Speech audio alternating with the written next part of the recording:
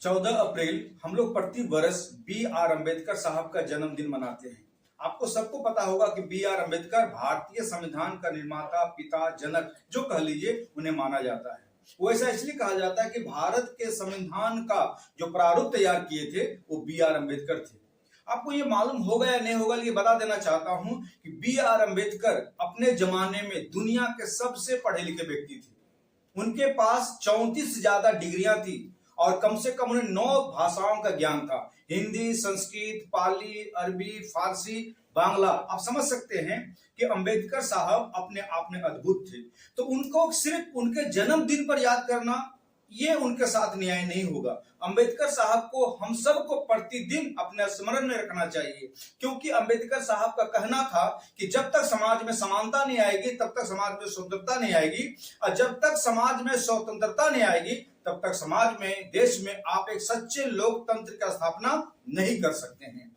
B.R. Ambedkar का जन्म 14 अप्रैल 1891 में हुआ था एक दलित परिवार में। और शुरू से जो हमारे समाज में दलित के साथ जो व्यवहार किया जाता है वो सारा व्यवहार B.R. अम्बेडकर साहब भी झेले थे। वो इसीलिए वो हिंदू धर्म के खिलाफ नहीं थे, बल्कि हिंदू धर्म में जो सिस्टम था ब्राह्मणवाद का, उनके वो खिलाफ थे और जीवन भर इसके लड़ते रहे और उपेक्षित भी रहे। और B.R. अम्बेडकर के बारे में बता देना चाहता हूं कि B.R. अम्बेडकर अपने जीवन में 2 बार विवाह किए। पहली पत्नी के मरने के बाद सेकंड मैरिज करते हैं।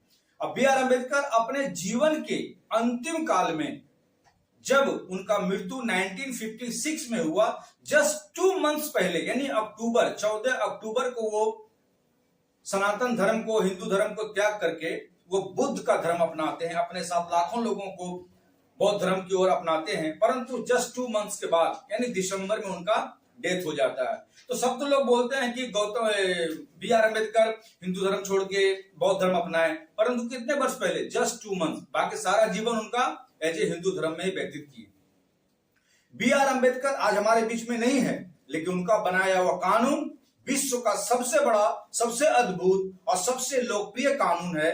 आज हम सब अगर जी रहे हैं, पढ़ रहे हैं, लिख रहे हैं और अंग्रेजों के खिलाफ के साथ साथ अभी हम अपने सरकार के खिलाफ अगर कोई आवाज उठाते हैं, यह B.R. अम्बेडकर के दिया हुआ कानून का ही देन है, जो आज हम सब इतना स्वतंत्र हैं। तो आप ये कह सकते हैं, लेकिन क्या कह सकते हैं कि अम्बेडकर के साथ कभी भी कांग्रेस ने न्याय नहीं किया, क्योंकि नेहरू किसी भी रूप में अम्बेडकर को देखना नहीं चाहते थे। हालांकि अम्बेडकर साहब देश के पहले कानून मंत्री बने और लगभग 4 से 5 साल तक रहे, लेकिन 1952 में राहुल गांधी, जो अक्सर अम्बेडकर साहब की किताब लेके घूमते हैं ना, उनके खुद परनाना अम्बेडकर को कभी जिताना नहीं चाहते थे। इसीलिए 1952 के इलेक्शन में नेहरू ने खुद अम्बेडकर के खिलाफ कांग्रेस के पार्टी को उम्मीदवार खड़ा किए और यहां तक उनके खिलाफ में प्रचार भी किए।